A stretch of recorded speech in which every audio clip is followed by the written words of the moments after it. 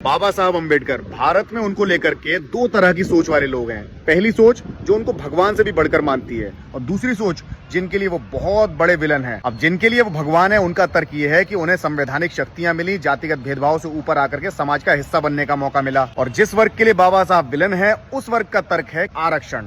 आरक्षण सबसे बड़ी समस्या है जिसकी वजह से देश बर्बाद हो गया। वैसे बात में लॉजिक तो है बॉस, आरक्षण की वजह से ही इस देश को बहुत नुकसान हुआ है। आरक्षण नहीं होता तो 1975 से लेकर के 2023 तक सारे क्रिकेट वर्ल्ड कप हमारे होते। आरक्षण नहीं होता तो ओलंपिक्स में हमारे कम से कम 100 गोल्ड तो हर बार आते। आरक्षण नहीं होता तो फुटबॉल में हम ही चैंपियन होते। आरक्षण नहीं होता तो WWE जैसे इवेंट इंडिया में होते। आरक्षण नहीं होता तो MMA भी इंडिया में ही होता। आरक्षण नहीं होता तो देश में वर्ल्ड क्लास डॉक्टर पैदा होते, ताकि हमारे देश के नेता और बिलियनर्स को विदेश में इलाज नहीं कराना पड़ता। आरक्षण नहीं होता तो भारत जैसे जुडिशियल सिस्टम में जिसमें 20 साल तक केस चलते हैं, वो भी नहीं होता। आरक्षण नहीं होता तो पाकिस्तान के साथ साथ 1962 की चाइना वाली जंग भी हम जीत जाते। आरक्षण नहीं होता तो कभी मुगल हम पे राज नहीं कर पाते। आरक्षण नहीं होता तो अंग्रेज कभी भारत में नहीं आते। मैं आरक्षण को डिफेंड नहीं कर रहा हूँ, बल्कि आपको समझाने की कोशिश कर रहा हूँ कि एक असली आरक्षण होता क्या है। असली आरक्षण पता क्या होता है? किसी महिला से ये कह दिया जाए कि तू घर से बाहर नहीं निकलेगी, तू वोट नहीं दे सकती है, तू नौकरी नहीं कर सकती है, तू पढ़ाई लिखाई नहीं कर सकती है, तू सिर्फ घर में रहेगी, चूल्हा चौका करेगी, बच्चे पैदा करेगी। लेकिन उसी वक्त इस देश में एक मसीहा पैदा होता है जो कहता है कि ऐसा बिल्कुल नहीं चलेगा। हिंदू कोड बिल लेके आऊंगा